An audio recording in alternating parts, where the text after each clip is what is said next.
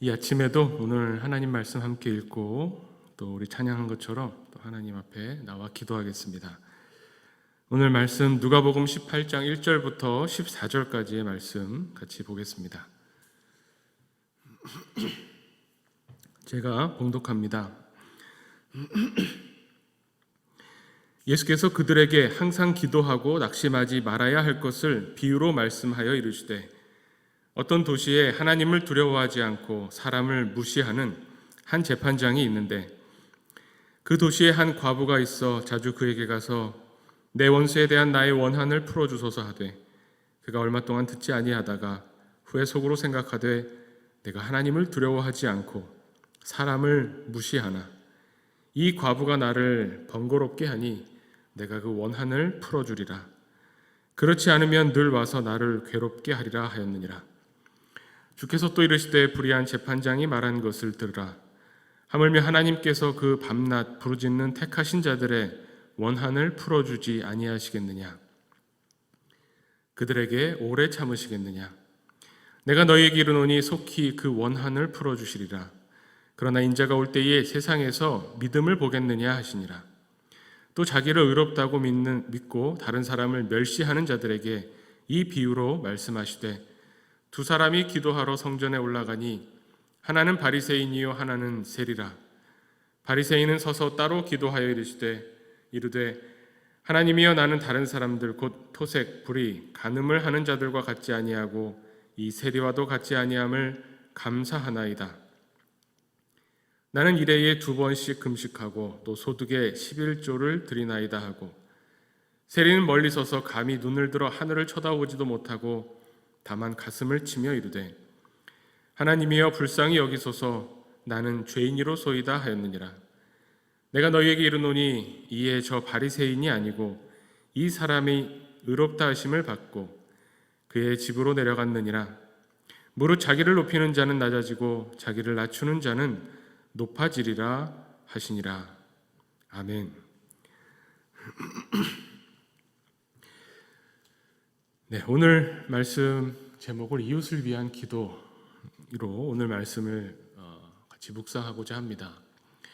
이 누가복음 18장 앞부분에 나오는 그 이야기는 우리가 많이 듣는 이야기입니다. 기도에 관해서 우리가 생각할 때마다 예수님께서 가르쳐 주신 어떻게 보면 직접적인 방법이죠. 우리가 기도할 때에 가장 문제가 되는 것이 뭐냐면, 우리가 열심히 기도하는데 그 기도가 응답받지 못하는 것이 아닌가. 내가 열심히 기도했는데 하나님의 응답은 도대체 언제 올까? 이런 것이 문제가 되는데, 예수님께서 여기에 대해서 오늘 1절에 나오는 것처럼 항상 기도하고 낙심하지 말아야 한다.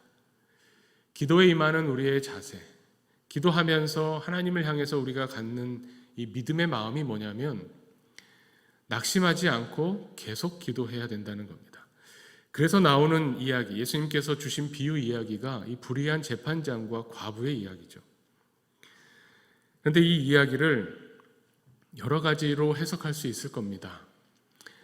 열심히, 이 불의한 재판장마저도 하도 와서 졸라대서 쉬지 않고 계속 와서 간청하고 요청해서 할 수 없이 들어주지 않느냐, 하물며 너희 아버지 되시는 하나님은 어떠시겠느냐, 이런 말씀으로 1차적으로 듣게 됩니다. 또 이 이야기를 우리 전에도 함께 나눴지만 앞에 나오는 이야기, 사실 이 이야기는 마지막 때에 관한 이야기와 연결되어 있죠.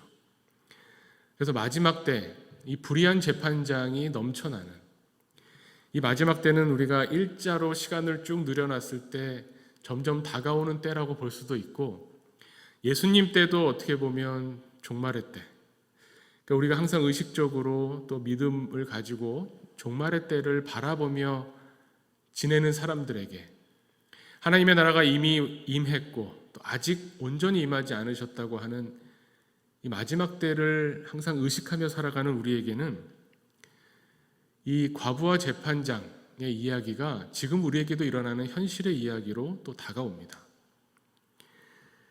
그러면서 우리가 오늘 이번 또 수련의 주제는 우리 교회의 어떤 공공성에 대해서, 교회의 공적인 또 사회적인 책임에 대해서 한번 살펴보면서 오늘 이 기도에 관한 이야기를 개인적인 기도만이 아니라 더 확장시켜서 이웃을 위한 기도로 한번 생각해 보고자 하는 겁니다. 그렇게 생각해 볼 때 오늘 이 예수님의 이야기 중에서 불의한 재판장과 과부의 이야기만이 아니라 그 뒤에 나오는 바리새인과 세리의 기도까지도 같이 묶어서 생각해 볼 수 있을 겁니다.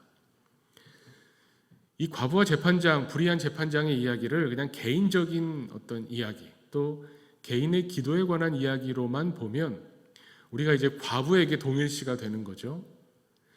뭐 지금도 그렇지만 당시에는 더욱 심했죠. 이 과부라고 하는 사람은 사회적인 약자를 대표합니다. 남성 중심의 가부장적이고 남성만 어떻게 보면 온전한 사회인으로 대접하던 당시에는 더 심했을 텐데 남편이 없고 혹여 아들이 없다면 이 과부는 정말 사회적으로 약자 중에 약자입니다. 어떤 공정하지 못한 일을 당했을 때, 불의한 일을 당했을 때 그 억울함을 풀 방법이 없는 사람이죠. 오늘 이야기에 보면 처음에 우리가 읽을 때 2절에 보면 어떤 도시에 하나님을 두려워하지 않고 사람을 무시하는 한 재판장이 있었다 이야기합니다. 여기서 도시라고 하니까 우리는 뭐 서울시 같은 뭐 이런 큰 도시를 생각하면 별로 와닿지 않지만 이것이 우리나라로 생각하면 옛날에 사또가 한 명 있는 한 고을, 서로가 어느 정도 알고 있는 한 마을, 이 정도로 생각해 보면 어떤 고을에 관리가 한 명 있는데 이 관리가 하필이면 불의한 사람이죠. 근데 그 마을에, 그 고을에 과부가 있었는데 억울한 일을 당한 겁니다. 이 억울한 일은 어떻게 당할까요? 아마 그 마을에서 좀 힘 있는 사람, 좀 큰 소리 칠 수 있는 사람이 이 과부가 마땅히 가져야 될 권리를 뺏어가는 거죠. 오늘 말씀에도 보면 우리 개역개정으로 읽었지만 새번역으로 보면 18장 3절의 말씀을 이렇게 풀어서 새롭게 번역해서 이야기를 들려줍니다. 그 고을에 한 과부가 있었는데 그는 그 재판관에게 줄곧 찾아가서 뭐라고 말하냐면 이렇게 말합니다. 내 적대자에게서 내 권리를 찾아주십시오 하고 졸랐다. 이게 새번역의 성경이죠. 어떻게 보면 내 원수를 갚아달라는 말이, 내 원한을 갚아달라는 말이 내 적대자에게서 내 권리를 찾아주십시오.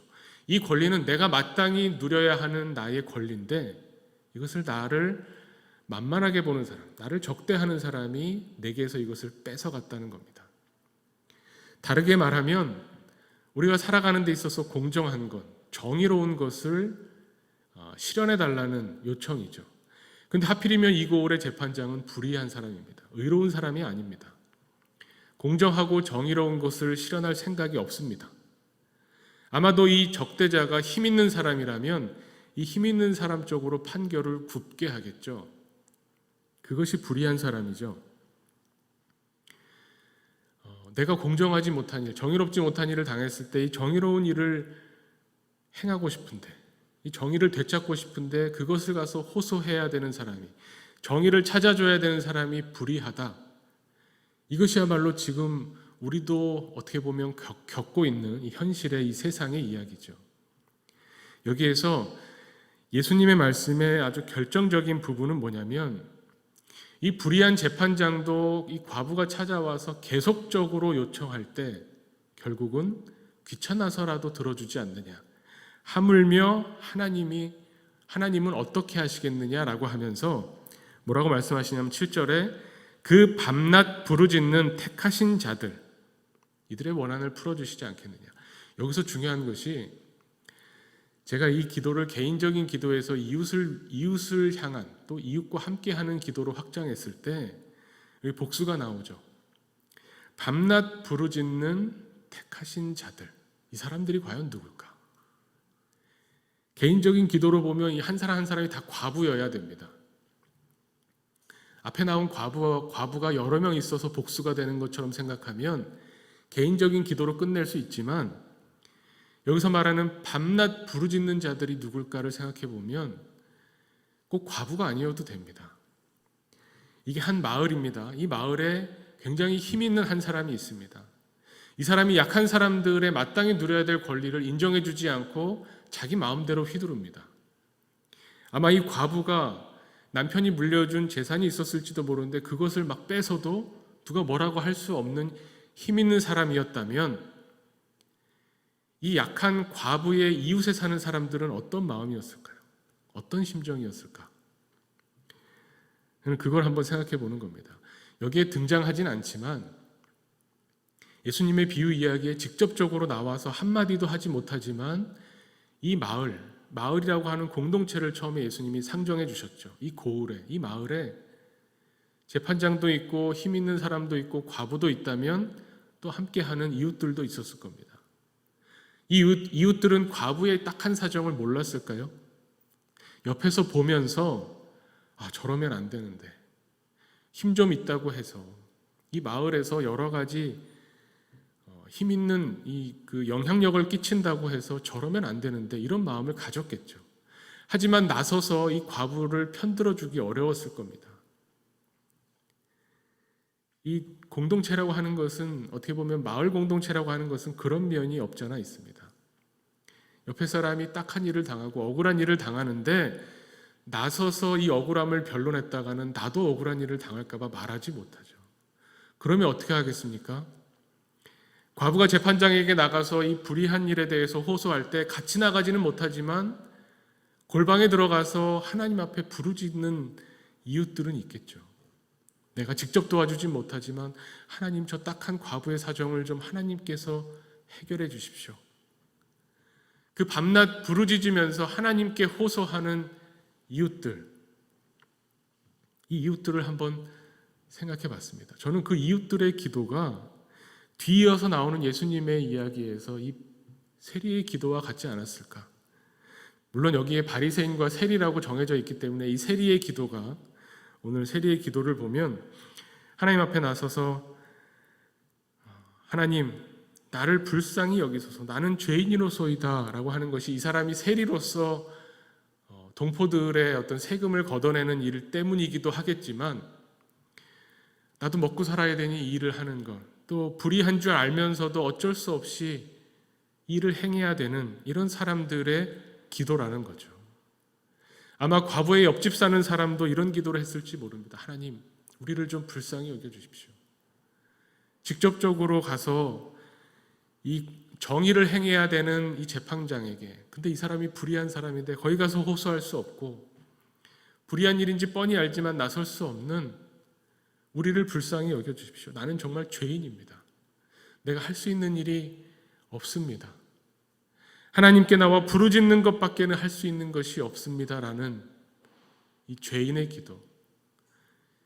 이 기도가 어떻게 보면 이 부르짖는 자들의 기도가 아닌가 이런 생각을 하게 됩니다.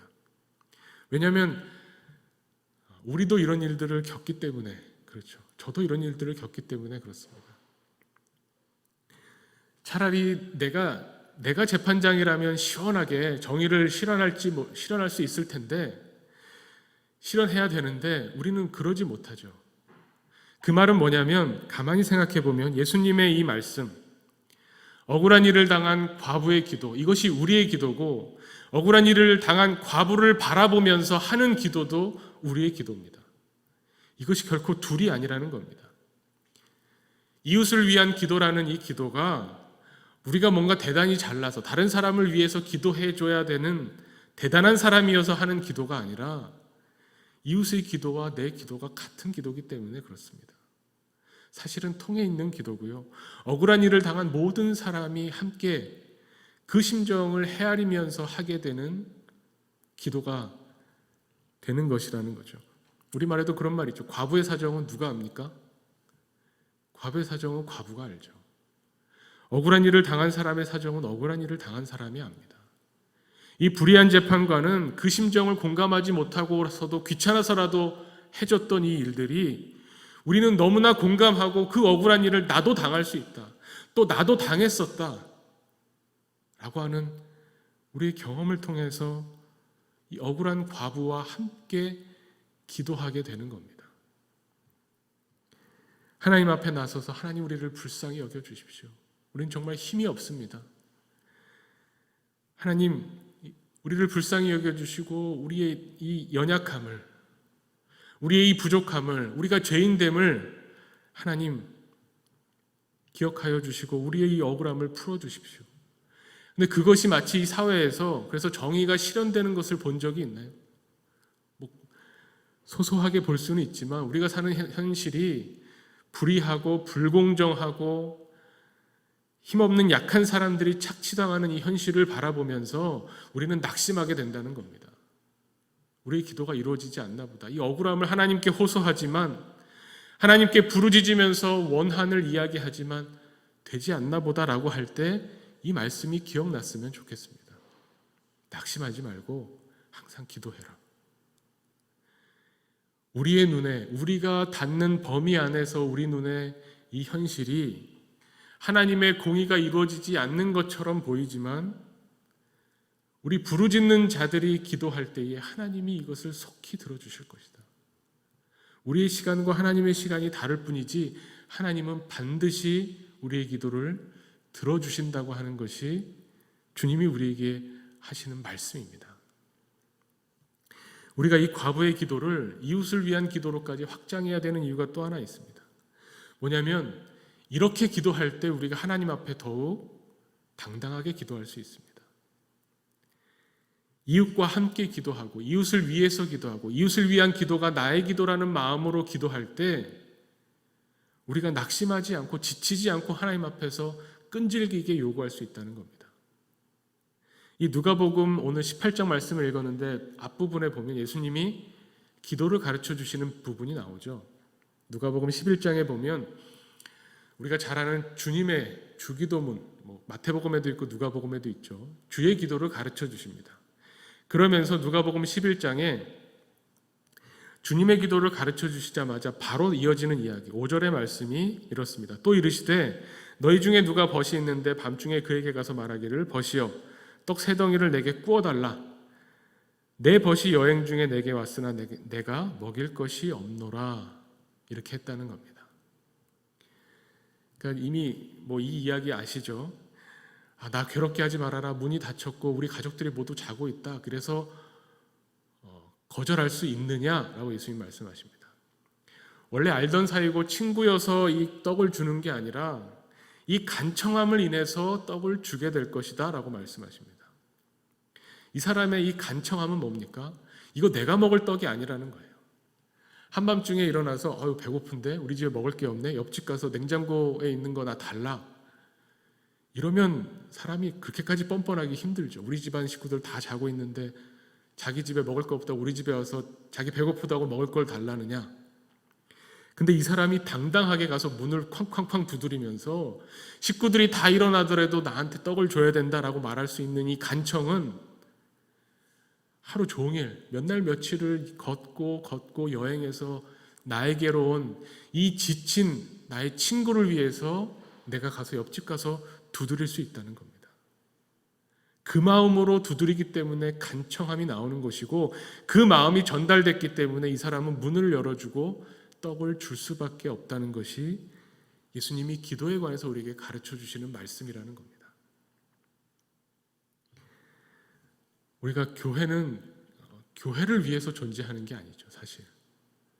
우리가 교회로 모여서 더 큰 교회, 더 힘 있는 교회, 더 많은 일들을 펼쳐나가는 교회가 되기 위해서 교회로 모이는 것이 아니라 어떻게 보면 하나님의 뜻을 이루어드리기 위해서 하나님을 바라보면서 하나님이 어떤 분이신가를 세상에 보여주기 위해서 우리 교회가 존재한다면 하나님은 어떤 분이시냐면 이렇게 아프고 억울하고 정말 풀어야 될 원한을 가지고 호소하는 모든 사람들을 대표해서 하나님께 기도하는 존재로 서는 것. 이것이 우리 교회가 이웃들을 향해서 책임져야 되는 부분이라는 것을 주님이 가르쳐 주십니다. 너희들 기도할 때 낙심할 필요가 없다. 왜냐하면 하나님은 이 부르짖는 자들의 기도를 안 들어주실 수 없기 때문에 너희의 그 억울함과 너희 이웃들의 그 억울함을 서로 연대해서 함께 하나님 앞에 부르짖어라. 이렇게 말씀하시는 겁니다. 우리 수요 예배 때도 저는 때때로 또 자주 경험합니다. 우리가 수예배 때 기도의 시간을 가지는데 그 기도의 시간을 가지는 거 아마 잘 아실 겁니다. 첫 번째는 선포된 말씀, 우린 말씀을 근거로 해서 기도해야 되죠. 첫 번째는 말씀을 붙잡고 기도를 하고, 두 번째는 우리 개인의 기도와 또 가까운 공동체, 가정과 교회를 위한 기도를 합니다. 처음에 개인적인 기도를 막 하다가 개인적인 기도가 왠지 힘들고 잘 안 될 때 우리 가족, 친척, 또 교회를 위한 기도를 하게 되면 이상하게 또 힘이 납니다. 기도 소리가 좀 커집니다. 하나님, 내가 내 앞에 닥친 이 문제 해결해 주십시오. 내 문제 깨끗하게 해결해 주시고 나한테 좀 더 좋은 거 주십시오 라고 기도할 때보다 우리 지금 병상에 있는, 질병으로 고통받고 있는 교우를 떠올리면서 기도할 때 기도가 더 커집니다. 왜냐하면 하나님 앞에 더 당당해지잖아요. 하나님이 묶어주신 우리 교회 공동체에 아픔을 겪는 교우들이 있습니다. 재정적으로, 경제적으로 어려움 겪는 교우들이 있습니다. 건강하지 못해서 겪는 아픈 교우들이 있습니다. 자식 문제로 마음이 상하는 그런 교우들이 있습니다.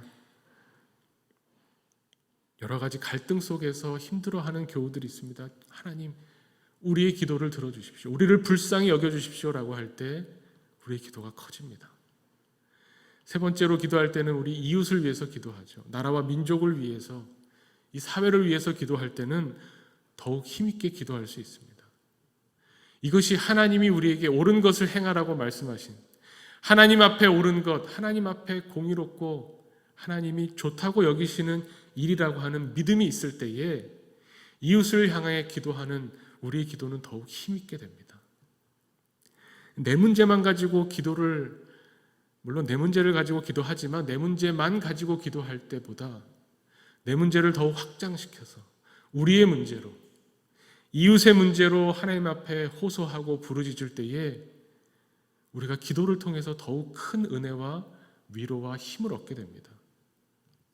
이것이 우리가 신앙생활을 하면서 겪게 되는 경험이죠. 이웃만을 위한 기도가 아니라 이웃을 위한 기도가 내 기도고, 내 기도가 이웃을 위한 기도. 우리의 기도가 더욱 확장되고 커져서 하나님을 사랑하는 그 사랑하는 마음이 이웃을 사랑하는 마음까지로 확대되기를 하나님께서 원하신다는 겁니다. 우리가 이렇게 과부를 돕는, 부르짖는 자들의 기도를 할 때에 하나님께서는 우리의 기도를 들어주신다고 약속하십니다. 그 약속이 이루어질 때까지 낙심하지 말라고 말씀하십니다. 낙심하지 않고 항상 기도할 수 있는 그 믿음을 보고 싶어 하신다는 겁니다. 이 종말의 때에, 세상에 불의가 가득한 것처럼 보이는 이때에, 우리 눈에 그렇게 보이죠. 보이지 않는 공의로우신 하나님이 활동하시는 그 손길을 바라볼 수 있는 믿음이 있느냐? 우리에게 말씀하십니다. 하나님은 불의하시지 않고 하나님은 부르짖는 자들의 기도를 반드시 들어주신다는 이 믿음을 가지고 하나님 앞에 나와서 기도하기를 원합니다. 주님이 말씀하시는 것처럼 우리가 우리의 아픔을 가지고, 우리의 이 억울함을 가지고, 또 우리 이웃들의 부르짖는 이 고통을 우리가 함께 부르짖으며 하나님 앞에 나와서 기도하는 시간, 이 시간을 갖기를 원합니다. 오늘 우리가 함께 기도하실 때에 나의 기도, 또 우리의 기도, 우리 공동체의 기도, 우리 이웃을 위한 기도, 이 기도를 하나님 앞에 드리기를 원합니다. 우리 이 시간 먼저 말씀 붙잡고 말씀을 놓고 함께 같이 기도하겠습니다. 하나님 아버지 감사합니다.